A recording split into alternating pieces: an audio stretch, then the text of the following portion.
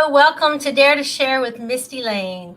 I am your host, Mistie Layne. I am so happy to have you here because we have an exciting guest here with us today. It's actually one of my friends, Linda Sunshine West, and you're going to get to know all about her. But first, let's take care of some housekeeping business. I'm going to ask you to go ahead and share this out for me with your friends and family.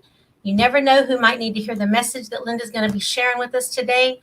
She's going to be talking about fear, how it kept her in a deceitful situation, one that would have never been one of her character, actually, but that's the control that fear has over us, the power that it has had over us. But she's going to teach us and give us some tips on how to get over that fear.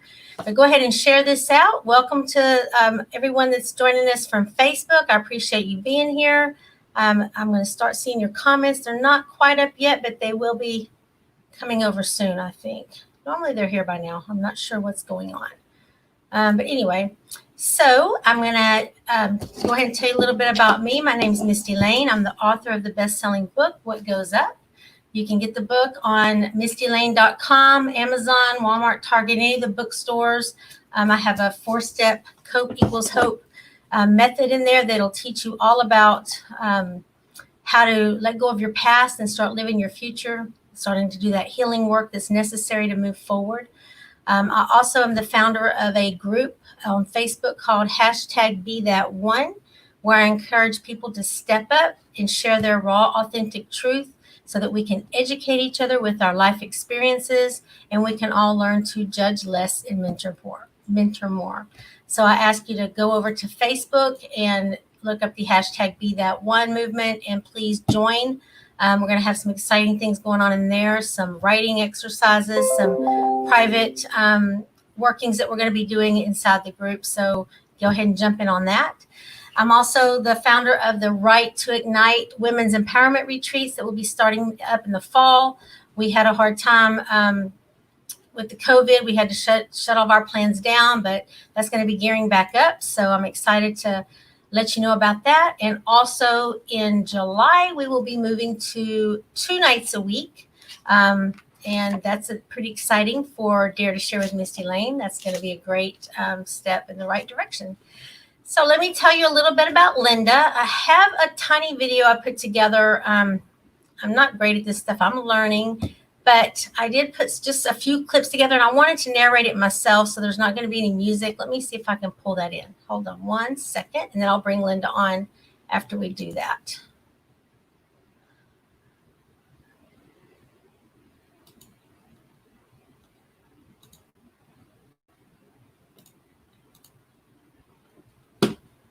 Okay, so Linda Sunshine.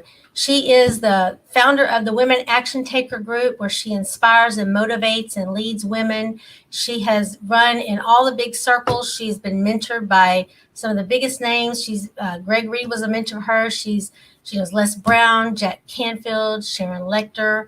Linda is actually in her group. She's constantly sharing and giving and teaching, as you can see by some of the clips I pulled for you here, always teaching us how to be better, teaching us skills that we can use moving forward. She's a giving person. She's got a couple of things she does where she gives out to the community. I'll let her talk to you about that. Her networking group, which I was a part of and I loved, Women Action Takers Network.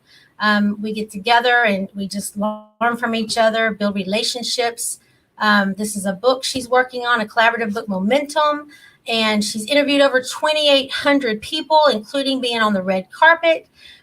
This lady is powerful, you guys. Powerful, powerful, powerful. I'm excited to have her on here today. But she's been holding a secret back. She kept a secret back from her husband for quite a while. And if you know Linda, like I do, she's a very funny, fun person, great personality. And you just don't see her being the secretive type. So it was a big deal in her life. And she's here to dare to share all about that with us. So let me bring her on without further ado, my friend, Linda Sunshine West. Hello there. Hi, good to see you. I'm hoping my husband doesn't stop. I told him, stay in the bedroom while I do this. That's okay. That's okay. Well, we're talking about him. So if he wants to come on, he can. That's true. That's true. I'm so happy to have you here, Linda, because I have learned under you. I know the value that you have, the knowledge, the wisdom, the skills, the skill sets that you've acquired. I mean, it's amazing. You've taken me out of you've rescued me quite a few times from some pretty pretty time clinching things I was involved in, and I love you for that. And man, I'm just so happy to have you here. Well, thank you. I'm so excited to be here and just Lost the sound. Oh, hello. Can you hear me? To have you putting together that video so quickly. How awesome. Yeah, I literally ran out of the hospital, flew in here, plugged up my computer, and I had like 5 minutes to get ready to go. So, but that's me. If you know me, I'm always one of those last minute kind of girls. Yeah. But anyway. Raise your hand if you're one of those. Yeah, me too. Me too. Linda, I wanted to bring you on because you are that strong person. You have been in the entrepreneurship world for a few years. You've been through all the circles. You have a lot of skill sets, like I mentioned. So I want to end your book, also your book. I want to talk about that too. But when you shared with me that you had kept that secret from your husband, I was floored by it. And I started thinking, we're real people. We know each other on one level, but we're also women. And, you and I are pretty face to face with each other. But I mean, how many of us out there, we want to keep up this persona and we have these secrets that are just festering inside of us, right? Yeah. So talk to us a little bit about that, Linda. Well, it's interesting that you mentioned that because the secret wasn't to anybody else but my husband. So, because I'm a very open person, but like as you mentioned at the beginning, there was a fear. There was this underlying fear that he would leave me if I told him the truth, which was kind of crazy because it got to the point where I was like, I'm just going to divorce him. That way I don't have to tell him the truth. I mean, that's where my head actually went. And we've been together for almost 32 years. We've been happy for all those years. And so for me to get my mental capacity to move to a place of I'll just run away from him rather than tell him the truth, that really told me a lot. It reminded me a lot about my childhood, which was I was 5 years old. I ran away and I was gone for an entire week. So kind of like reminding me of that childhood time of always running away. And I decided what am I thinking? What am I doing? I got to just tell him the truth as to, what I've been doing and suffer the consequences. If he leaves me, he leaves me, but at least I confronted it and I faced the truth.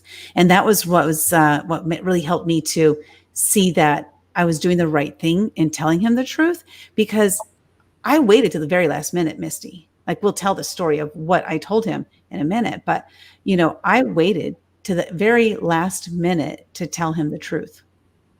And like you said, that was just out of fear because you thought he was going to leave you, to the point you were actually going to leave him first, just so exactly. You didn't have to fess up to it, right? Yeah.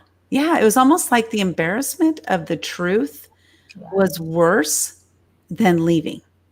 And we go through that a lot. I know we all go through it. I've been in similar situations myself. I just want to take a minute. I'm not having, for some reason, my Facebook feed is not coming through. So those of you that are commenting, I apologize. I'm having a little bit of technical difficulties right now. It's not coming through. So, there's Erin. I see Erin. Hi, Erin. I'm not sure what's happening. You're the first thing that's popped up, but I've got the viewership is up, so I'm not sure what's happening. I think there might comment, people.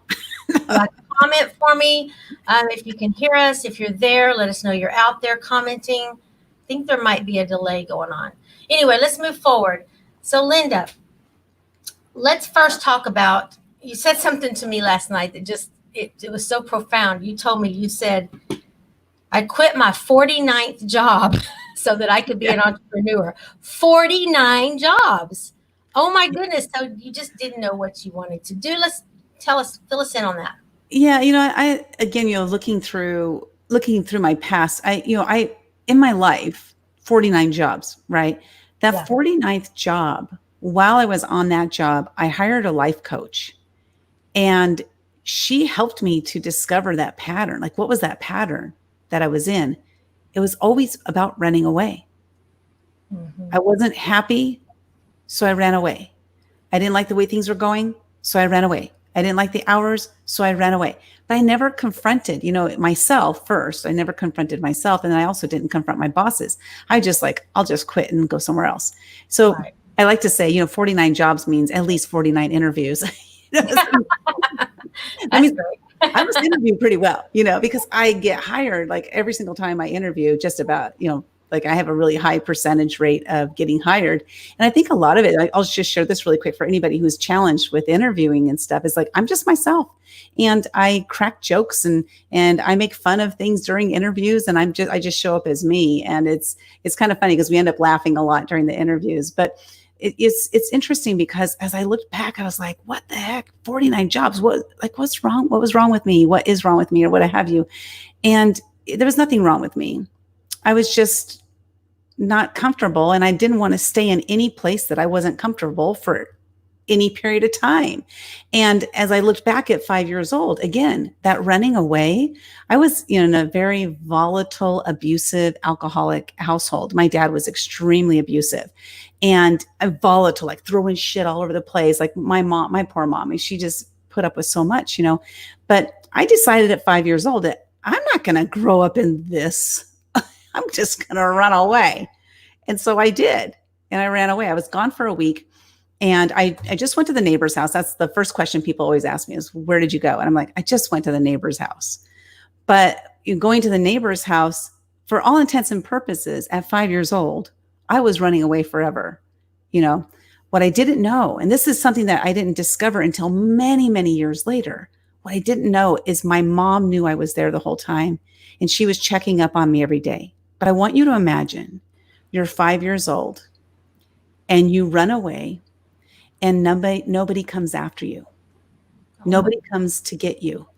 So all those thoughts you had, which I had, were, they don't love me. They don't like me. They don't want me around. All of those thoughts about myself were solidified during that week when nobody came to get me. Wow. So my mom called the neighbor up. She told me this years later, calls the neighbor up and says, okay, you can send Linda home now. And so I went home with my head down, my tail between my legs, frightened for the rest of my time in that household because of my dad, And that, Misty, is when I shut down. That's when I stopped talking to people. I had friendships and stuff, but I was never I wasn't myself because I didn't know who I was. I had so much fear. Right. Talking about walking around on eggshells. Right. We're a singing family. I mean, many people that have seen me know that I love to sing. And I've done happy birthday songs for 2 years. I did that, here on Facebook. And we weren't allowed to sing in our household. So my voice was stifled.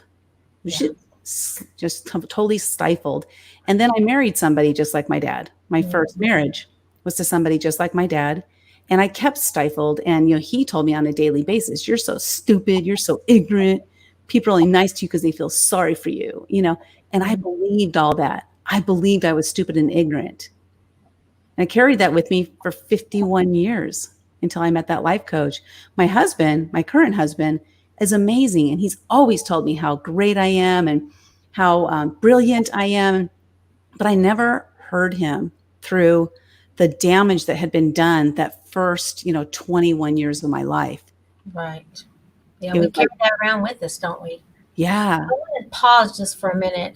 First of all, I want to acknowledge, yes, I see your messages now. Thank you so much. Hi, Caroline. Hi, Aaron. My best friend, Terry Childs, is here. She says, hi, Misty and Linda. Secrets hurt us more than people around us. That's true. Yeah. We carry it inside. But I want to go back because, you're 5, you ran away. I mean, I went through things in my house, nothing like that, but just, I'd get mad over I couldn't have pizza or ice cream, whatever it was, and I'd threaten to run away. And I'd say, I'm running away. And my mom would go, okay, go ahead. And I'd be like, what? And she said, but you can't take anything I bought you. You can't take any of the food that I bought you. So when you're 10, 11, 9, what do you have of your own? Nothing. Your Barbie you got for your birthday or something from somebody else, right? So here I am fixing to walk down the road with just a couple of things. Couldn't even bring shoes. Anything that they bought me, I couldn't take with me. So I think it was more of them trying to teach me a lesson to value what I had. Now, in your case, do you think that when you said nobody cared, Don't you think maybe your mom just liked having you out of that volatile environment, and maybe she felt you were just a little protected outside of the home? And it's not that she didn't care, but maybe she could sleep knowing for those few nights you were safe. Does that make sense? Yeah, Maybe. that does make sense as a grown adult. But as a 5 year old, I didn't see that, right? So when I said they didn't care, that was my 5 year old. Right. Okay. My 5 year old is like, wow, this is solidified. They don't want me around. They don't love me. I'm 5 years old. I'm like, but as an adult, a grown adult, like my mom was probably doing that, or who knows what my mom's reasoning was. And maybe when I came back home, it was because my dad said, bring her home. Who knows? Yeah. No. Yeah. But Wow. yeah, that's definitely possible that she was like, good for her. She's in a safe place. Yeah. Well, we don't know. Like you said, that's not Yeah. the emotions you were feeling though at the time. So Yeah. that damaged you. That damaged you moving forward, like you said. So now you're with this supportive man that's loving. He's kind, and because of the baggage in the past, it's like he can't catch a break, right? Yeah. Yeah. And Talk I a little. didn't even realize it until I hired my life coach. That's what's been interesting is that a lot of my, it's like my brain was shut down. My senses were shut down for so many years because of protecting myself, right? Protecting myself from whatever pain I was experiencing until she like just blew the lid off of it and helped me to see that, like, we talk about these things and, that our mess is our message and all these things. And back then, before I hired my life coach, I would have been like, that's a bunch of bullshit. That's Yeah. ridiculous. Yeah. I'm just talking about people aren't really positive. I didn't believe that there were really positive people on the planet because I didn't know very many people that were very positive. Actually, I didn't know any. So, so it's interesting because one person in our life can really just open our mind if we allow it. Because I had to be open to her opening it, right? Right. Yeah, and just changed my whole life of how I see things and help me to have more gratitude for my husband, how amazing he is and how amazing he's been all these years putting up with me, you know. Yeah. Yeah. So when you're moving through the entrepreneurship, you made that bold decision on that 49th job. I'm done. I'm moving into something else. You were people pleasing all those years, trying to do what everybody else wanted you to do, running in different directions. And so Linda finally said, you know what? Let's go see what Linda wants, what Linda likes. And so you just took the jump, right? You just jumped out there. Yeah. So you were worried about finances at that time. I guess maybe you had saved up or whatever, but your husband was in agreement with this move, correct? Yeah. Yeah. Yeah. Yeah. So he was in agreement after we talked, because it was more, I said, I'm leaving my job. I went to work and I turned in my notice. Actually, I drove to work, I turned in my notice. I came home and I said, I gave my notice. I'm quitting my job. What are you going to do? I'm going to be an entrepreneur. Of course. Everybody's get rich quick, right? Obviously. I'm going to be rich, Hire And this, he's like, go to this what? event, spend thousands on this event, and hire this coach for thousands more, and I'm going to be rich, rich, rich, rich, rich. Yeah. Well, it's interesting because so what we did, so I said, I'm quitting my job. We didn't have a lot of savings, but I said, we need to take a second mortgage out on our house. What? And money is the biggest challenge that we have in our relationship. And you'll discover later. So we need to take a second mortgage on our house. We're not going to do that. Well, yeah, we have to do that. We have to do that because I have to follow this dream and this passion of helping people on this planet. He's like, what the hell? What happened to her? I Right. was like, dang. So we did. We took a second mortgage out on the house. It was the house that I had been in since I was 2 years old. It was my family's house that my husband and I bought. When my mom passed away, we bought it from my siblings. And so then after we did that, I blew through that money really fast. I put on one event where I lost $70,000. 70? 70? 70. And Oh my gosh. I use the word lost for you people, not for me, because it was a Ooh. huge lesson. I look at it as this was the fastest way to go through 4 years of college and learn about putting on events, like Oh my good. And that didn't cause a divorce in itself, or I did your know. husband?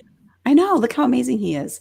And so after that, Misty, I should have gone back to work, right? But Yeah. he was like, "What are we going to do?" I said, "We have to sell the house. We have to sell the house." I don't want to sell the house. You don't understand. We have to sell. I have to do this. This is what God has me on this planet for, is to do this, not to work a 9 to 5 job and blah, blah, blah. Right. And he was like, okay, we'll do it. I believe in you. I have faith in you, and I know that you can do this. And I get chills and like Yeah. little teary eyes just thinking about the faith that he has in me, More than you had in yourself, obviously, right? obviously. Yeah, more than you had. Most of us, a lot of us go through that. I know a lot of us out there that dream to be entrepreneurs. We want to be speakers because we want to make a difference in the world. Like you said, turn our mess into a message. We have these grandeur visions and these grandeur ideas, and then we jump in, and things don't always go the way that we feel they're going to. No. And it's so easy for someone, like I'll just use myself as an example, that's been through some adversity. It's so easy for me to be thrown back into that mode of I'm not deserving, or I procrastinate in fear that I will succeed because, through that adversity, I didn't know what success was like. So it was fearful for me, right? Yeah. You address some of that as well. Yeah, definitely. It is interesting. Like I remember a few years ago, I was like, I don't do confrontation. Like that was my whole thing. Like I just don't do confrontation. Like I was so proud of that.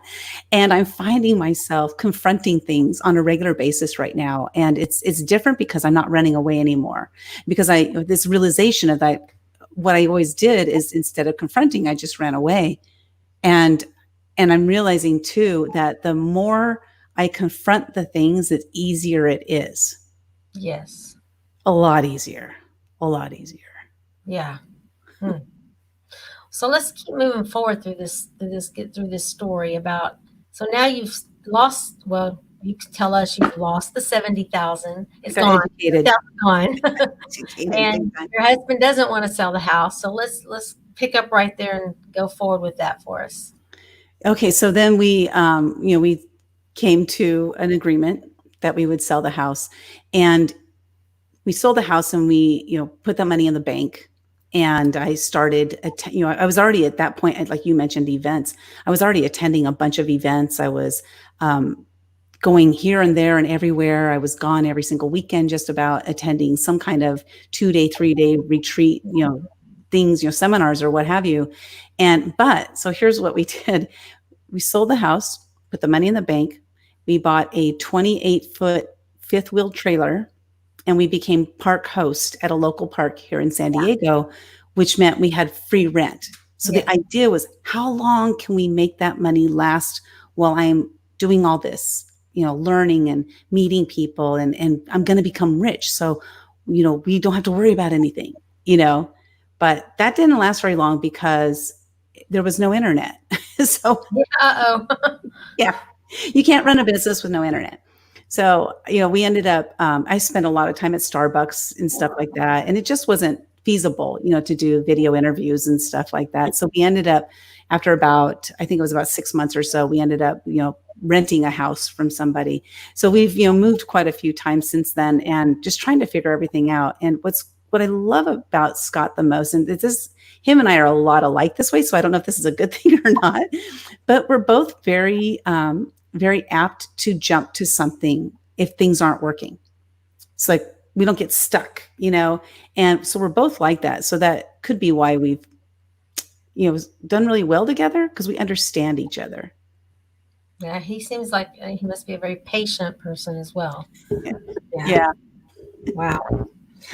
Okay, so you now you're mentoring. You met Greg Reed. You've gotten in all these circles. I know you've shared with me. You've spent thousands of dollars on coaching alone. So Tens then of you wake up thousands. these days, Tens tens of of thousands. tens of thousands. So Yes. you wake up one day and realize, yes, I'm going around, I'm speaking, I'm doing these things, I'm getting my message out there, but I'm not making any money doing it, which Yeah. is where a lot of us are. It's hard to kind of figure out how to monetize. Like we're in it for our heart because we want to get the Yeah. message out there, but we have to eat, we have to live, right? So to try to figure out what our why is and then to be able to monetize that's I think for me in my journey has been the hardest challenge for me is what direction do I go, how do I present it, what is it, and trying to hold down a job too. So now Yeah. you wake up and decide, well, now I got to make some money. So are you running out of money already, or does he know the money's going away, or he doesn't have it, he thinks all that money from the house is still in the bank? Well, he knew about the money in the bank. So like that money was like we both had access to that. What he didn't know is that he knew I had credit cards, but he didn't know that the limits were getting raised and raised and raised and raised Oh, gotcha. because I Hmm. was always paying all the debts. I was always paying all the credit cards off. So I kept on getting increases and I'm like, okay, cool. This is awesome. You Another know, 10,000. yeah, I wasn't thinking anything of it. And so what happened is, um, I kept thinking that I'm going to get all this paid off because this is it. This is the year. You know how we all like 2018 is the year, Yeah. this is the year we all become rich, Oh, yeah. And it's like, I know so many people that we live in that abundance mindset. This is a new mindset for me and, learning how to live in an abundance mindset, but then also having like reality Mhm. mindset. And so I don't like that part as much. I like the dreamer, the abundance mindset a lot more than the reality mindset. So I tend to kind of like live in there too Yeah. much sometimes. And I catch myself though. That's the difference is now I do catch myself. So here I was going to all these places and then using the credit cards that he didn't know about because these were all under my own name or my business name. And so I was, using the credit cards and finally it got to the point where credit card A could not make a payment to credit card B. You know, Right. Jack could not play John anymore or whatever that Right. saying is. Peter to Paul. Yeah. So I wasn't able to do that anymore. And that was where it got to the point I was like, I was, I swear, I must have been in hives for months over all of this, because I was in anguish, the fact that I was not telling him Yeah. because I've always been honest with him about everything. This one thing though is the fear that I had two different fears. And one fear was that he was going to leave me if he knew the truth. And the reason I had that fear, because like you say, well, he's very supportive. Why would you have that fear? Yeah. Well, his first marriage, which was decades ago, his mother told his wife, don't be surprised if you wake up one morning and he's gone. And he Wow. told me that, 30 years ago. So I equated that to my own life. Don't be surprised if I wake up one day and he's gone. So I Mm. carried that around mentally for 30 years. The same And kind of thing with your dad, like that whole trust thing kind of right yeah, in your face again. So you didn't even trust his love for you enough to allow him the truth. no, no, I was Yeah. too scared, just too scared to tell him. Yeah. Wow. And that was fear, fear. And, I wrote a book called The Year of Fears, How about right? that? It matches the color of your purple there. Yeah. But, the Year of Fears, I wrote this book because I faced a fear every single day for a year in 2015, which helped me tremendously. But I think about like, what would it have been like had I not faced those fears every day? Maybe I never would have told him, you know, I don't know. I don't know. But it's crazy how we will internalize, like I said, I internalized that statement his mother made to his first wife before I was even born, probably. You're Maybe around 10 years older about than me. right. Wow. So so when you decided you had to tell him, talk to me about that. Yeah, so it got to that point where it's like, okay, now I really have to tell him. Like my voice is even getting weird. Just even Yeah, no. yeah. I got chill bumps too because I would be scared. I'd be like, no. I was like, okay, here it is, the come to Jesus moment. I got to tell him. I mean, I don't want to leave him. I don't really want a divorce. Like that was just something I was toying with, you know. So I was like, okay, I'm going to tell him the truth. And so it had been really uncomfortable the several weeks leading up to that day. Just it's like the air around the house. It's just him and I, but the air was really weird. You know, you could feel that there was something going on. And so finally that day I said, can we talk? And he's like, yeah. So he knew, I could tell by his voice that he knew something was up. And so we sat down, and the first thing I said was, let's pray. Oh no. He's probably thinking, uh-oh. Yeah. Because Oh, I don't usually start a prayer, you know, like if there is any praying in the house, it's him usually, you know. yeah. He's like, okay. And I said, Lord, please let him hear the words I'm about to say with an open mind and an open heart. Amen. That So you was kind of put yourself on his playing field. If he was the one that did the praying, so now you made him comfortable in his own grounds there. exactly. And you know, he was like, and he had an open mind and open heart. The reason I was even like the scariest thing for me was that, you know, like I mentioned at the very beginning here, is that money is the only issue that we ever have. That's Yeah. like for us, because he's very tight with his money, very tight with his money. And I'm like loosey goosey, like obviously. Yeah. So it's like a total contrast with everything else in our relationship. Everything is tight, you know, with that, it's like total contrast. So I told him, I said that I have these credit cards. I had the statements there with him so he could see them, you know. I have these credit cards. These are the balances due. I don't have any money to pay these. And he goes, well, what are we going to do about it? I said, I don't know. I think I need to file bankruptcy. Uh-oh. He's like, okay, let's do it. Just like that. Just like that. And you know, he said, I thought you were going to tell me you were cheating on me. Oh. I was like, oh my God, no way. Oh. That never ever has even crossed my mind. So he was all the stuff in the air that you were feeling the tension. He was thinking you were having an affair, Yep. and he had no idea it was over money. Yeah, exactly.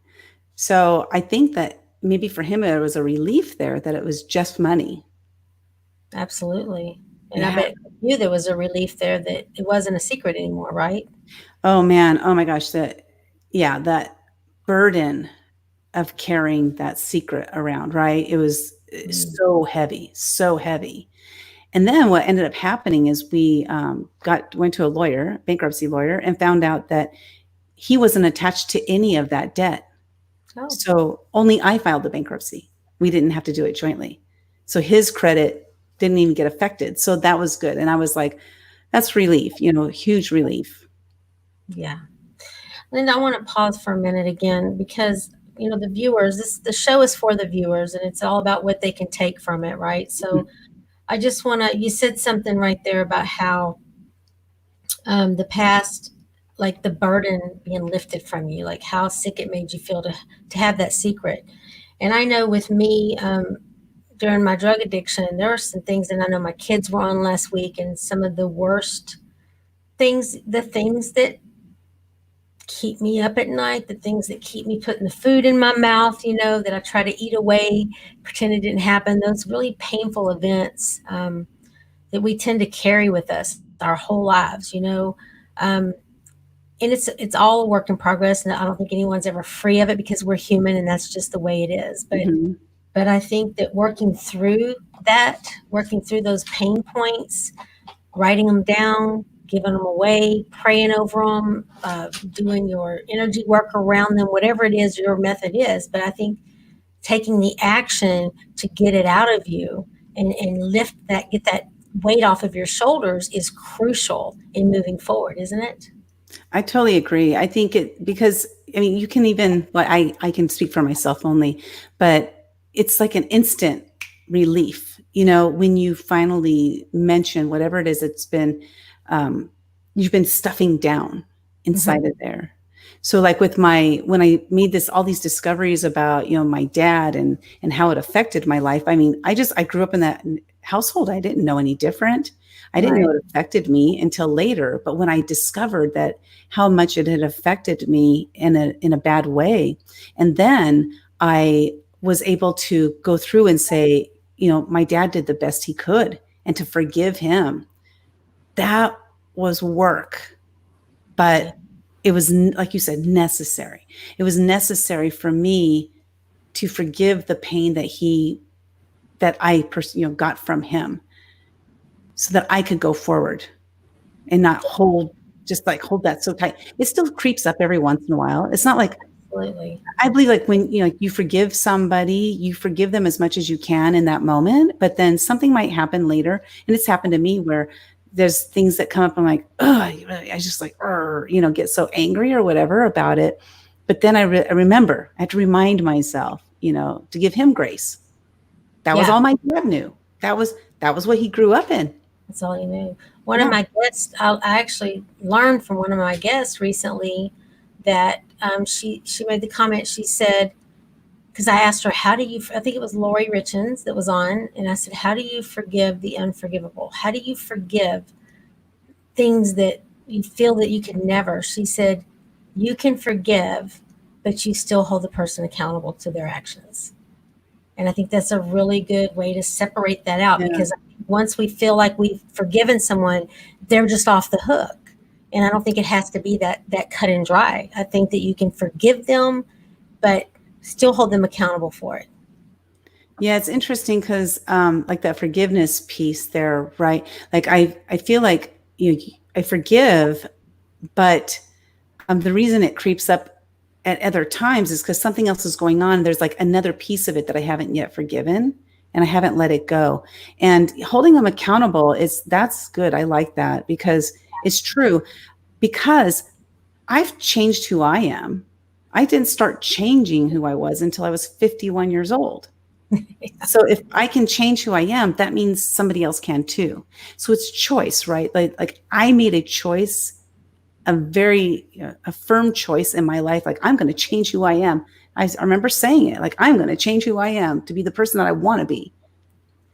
Oh, this is the perfect segue into this. I have a Oh, little something I want to play for everybody. oh, awesome. It's only like a minute long, I think, but at the very end is why I'm going to bring this in right now, because you just said you made up your mind and you figured out you had a choice and you were going to go for it. So let me share this real quick with Okay. everybody. It's a little interview you had with Jack Canfield. Oh, Yeah. And what you say at the end just tickles No, me. you are great because you know what? You know why you're great? Because you had the courage to step out of a terrible relationship, to overcome a difficult, challenging childhood, and go out on your own, and then forge a career. Look where you are now. I know. You're on the red carpet. It's freaking amazing. It is amazing. And I did the same thing. I left West Virginia. That little laugh. I want to create what I created. And the thing is, it proves that anybody can do it. My Absolutely. father made $8,000 a year. He was an alcoholic. My mother was an alcoholic, and I've made A with 6 zeros after it instead of A with 3 zeros after it. So if I can do it, anybody can do it. I know I can do it. I'm going to do it. There you go. I'm on that path right now. Okay, good. Yeah. Go for it. Thank you so much. Really appreciate it. Have a great night. Thank you. You too. There, you said it. You said it. I know I'm good. I can do it. I'm going to do it. That was so funny because I interviewed, like, that's not even the interview, right? That's just like the best part of it, because I was like, Jack, tell everybody what you love about me. It's like, you are amazing. I'm like, he really did it. No, he really did. But I thought that was so interesting, because you said there was that pivotal moment where you said, I'm just going to do it, and there Yeah. you said, how many years ago was that in that video? That was 2.5 years ago. 2.5 years ago. And then this whole thing came about with the credit card debt when? Finalized a year ago. A So year ago. telling Yeah. him probably about a year and a half ago. Year and a Telling half. my husband, yeah. Yep. So you're already on your way to getting things set in stone to catapult. So that moves us into the next part. So now he knows everything, and So you've taken, like I said in the beginning, you're phenomenal. You're a powerhouse leader. You are a born leader. You run Women Action Takers. Talk to us about Women Action Takers and why that is such a passionate thing for you, for women to actually take action. Because I realized, so Women Action Takers is where we, inspire and motivate people to take action. I work with women mostly, and I created Women Action Takers out of this last 5 years of this journey.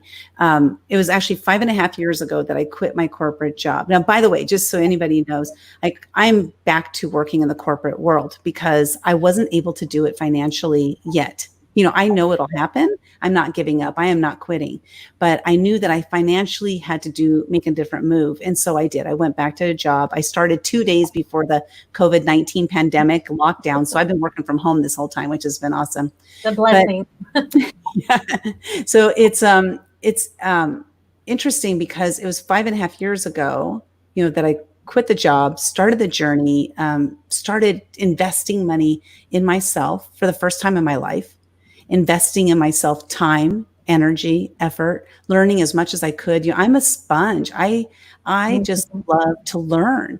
And I found myself, Misty, the first 3 years were as just like perpetual learning. I didn't do anything. I just was learning.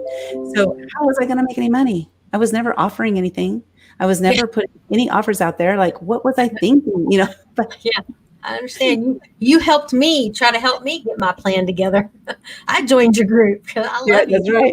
It's a challenge. It's a challenge when you come from a mindset of, lack or a mindset of not believing in yourself. And then now you're like, oh, I'm going to believe in myself. I'm going to be a business owner. I'm going to make a lot of money. Like, it doesn't just happen that day. There's a lot of mindset shifts that have to happen. And so, it's been this process, this, long process of learning and adapting and growing and changing. And it's been an amazing journey for sure. Mm-hmm. It's not over yet. No, it's not over yet. You're doing some collaborative books. I mean, you've got your hand, I think if you probably focused on one thing, you would just soar. But you're very you're an intellect. Like you said, you're a sponge. So one thing is not enough for Linda, and I understand that. You want to have your hand in so many that you're pulled. And I get that. That is my biggest challenge that I have is sticking with one thing. And, I'm multi-passionate, right? There's a lot of us out there who love to do a lot of different things. And what I realized is that the things that I am doing, that those things all relate to collaboration. Yes. So as long as the overall mission is the same, it's like mine is collaboration. And so I do this with collaboration books.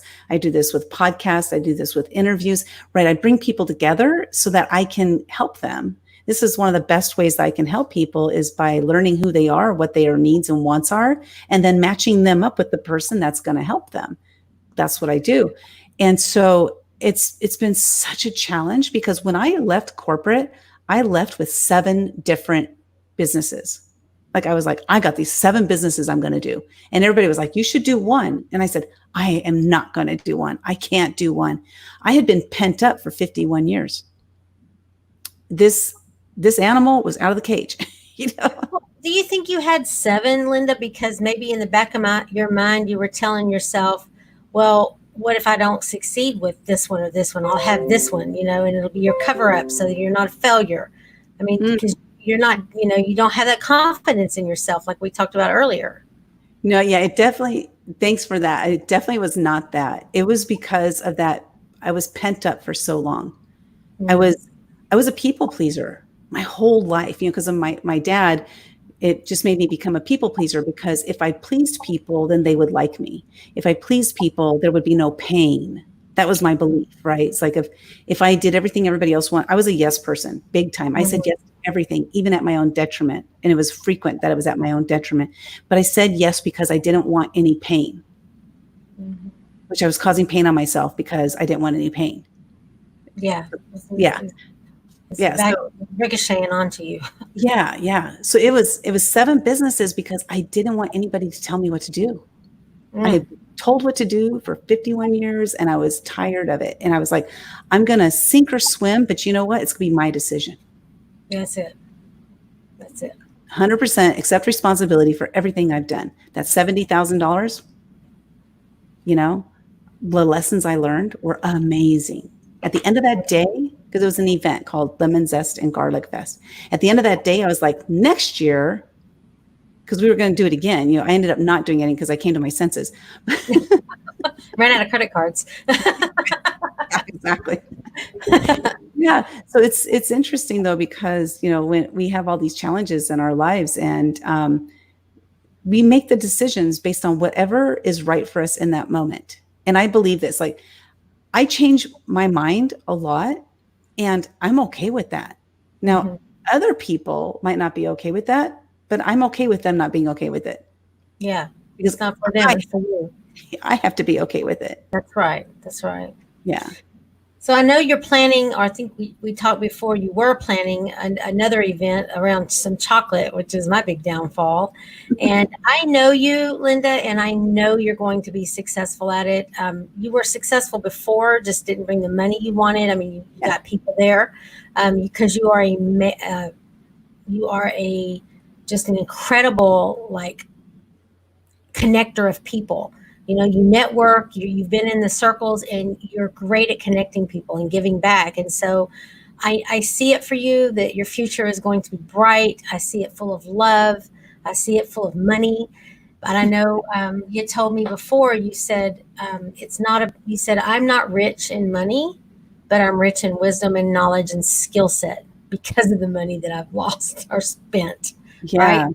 Yeah. Because I've invested, I've taken the money out of the pocket and out of the bank, to invest in myself. And I can't remember who said it or what the exact saying is, but there's no better investment than the investment in yourself. Yeah, that's true. It's hard for us sometimes to make that investment ourselves. At least for me, I'm great at giving. If my kids need something or they want to go here or go there, I'm great at, oh, you need money, I'll help you do that. But if it's for me, I'm like, oh, I can't, I don't want to spend that, I've learned in life. I'm not a Gucci purse or, I don't even know the names of the Jimmy Choo shoe girl or any of that, but I do like to have my hair and my nails done, so I do. And I like to have massages because of the stress, I've learned to treat myself to that. But like you said, it's a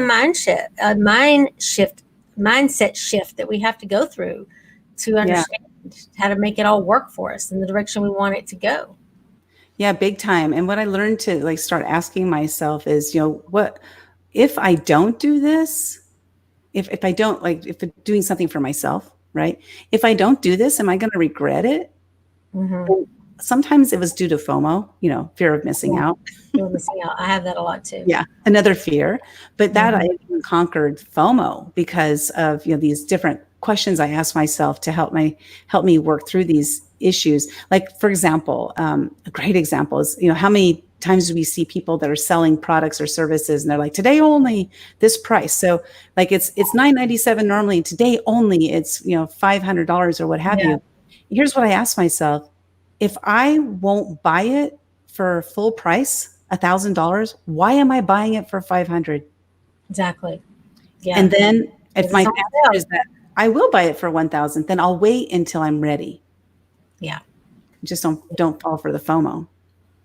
Yeah. And my son, he just turned 20 and he's got a lot of growing up to do, but he has started making some mature decisions. Finally, I've been waiting and waiting. He's finally starting to make them. And he said something to me because he went to college and did the nursing program and then dropped out and went back to work doing his other job. And then, he's kind of been trying to find his way. Then COVID hit and then he couldn't go back. And so now he's ready. He knows he wants to be a surgeon. He's got his plan. He's ready to work his plan. And he told me, because I could save money, set it aside for him for his funds. And he's kind of dependent on that. But when he dropped out, moved out of the dorms, I was paying everything. I said, you're blowing it.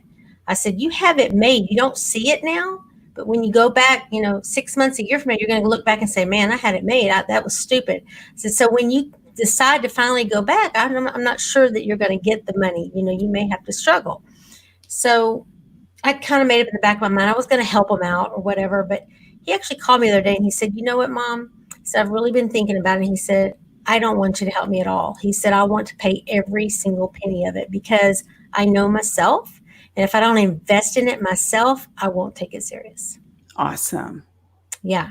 So it's the same thing you just talked about, if it's worth it to you, then spend 1,000 and give it everything. If it's not something you're into, just because it's $297, don't do it, because you're not going to put into it what you need to get out of it, what you should. Yeah, exactly. And I think that's a disservice a lot of times parents that they do that. And when we give, and I speak of this from my own experiences, because my dad was so abusive, when he snapped out of it, he would always show us love by buying us stuff. Yeah. And so I had this relationship with money that I thought that I had to give people things in order for them to love me. Yeah. To like you. Yeah. And it's so what happened was my mom then was the opposite, and she would do everything for me. So I used to equate it to, I lived with a maid and a cook. My mom was my maid and cook because she did everything. So when I moved out, so my husband and I, we moved in together, we got married, we moved in together, and I had a clean clothes pile and a dirty clothes pile because I didn't have my mom anymore. And so one day he said, if I come home from work and those clothes are still on the floor, because I was my clean on the floor, he said, I'm going to throw them away. And I didn't believe him because my mom and dad gave idle threats all the time and never followed through with them. Right. I came home and my clothes were all thrown away. Oh no. Oh my goodness. So I share that because my parents, I believe, there was a disservice that they did to me because they wanted to, I think they really wanted the best for me, but they didn't realize that it wasn't a good thing. So my husband was the one who taught me how to be an adult. Right. Well, wow. Thank goodness for him. It sounds like he's been a blessing to you in your life. Big time. Yeah. If anyone listening out there has a question for Linda, please go ahead and just put it up in the comments, and I'll get it up to her so she can see it. We'll get it answered for you. Linda, if people want to reach out to you, because we are at that time, we got 4 minutes left. If people want to reach out to you, I've got the ticker, womenactiontakers.com. Is that correct? Yep, that's correct. Okay. And then you also would like people to visit your Amazon author page because you've got several books that you've collaborated on. And then you've got your Year of Fears book out there as well, right? Yeah. Yep. The Year of Fears. And then coming up soon, oh my gosh, Mistie, Momentum. It's called Momentum, 13 Lessons from Action Takers Who Changed the World. That's the first collaboration book that I put together myself. And it's so exciting because, I have the founder of UGG Boots in there, my mentor, Greg Reed, the creator of the Make-A-Wish Foundation and the inventor of the credit card magnetic strip, and some other really amazing entrepreneurs in that book that, give these amazing lessons. And it's exciting because I took it from an idea. One day I woke up and I said, I'm going to write a book called Momentum, 13 Lessons from Action Takers Who Changed the World. And that was like 2 years ago. I didn't know what that meant, how I was going to do it, how I was going to make it happen. But now it's here because I'm waiting for the first shipment to come to me before we put the book out there. So it's awesome. That's what, action taking is all about, right? It doesn't matter. Sometimes the action we take is small. But as long as it's an action step, and then sometimes there are leaps and bounds in that day. Like today, I created 6 videos, that was a big day for me, Yeah. So it's so cool. Someone said to me today, she said, we're a constant work in progress. And I said, I think being a constant work in progress is better than having any digress at all. So yeah. I'll take it, Linda, we're going to have to wrap it up. I love you so much. I thank you for coming on Dare to Share and revealing with us what it was like to hold that back and explaining to us how powerful it is to the weight that'll lift, to share it, get it off of you in whatever manner you need to.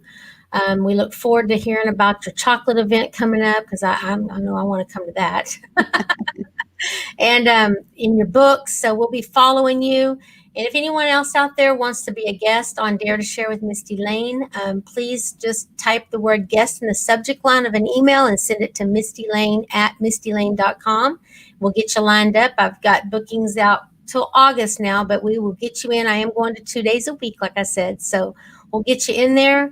Also want to remind you to please go and join the hashtag Be That One movement on Facebook, and just get out there and start stepping up and being that one. I think the more that you give and the more that you serve, the better that you're going to feel about yourself, the more confident, the more self-esteem you're going to get.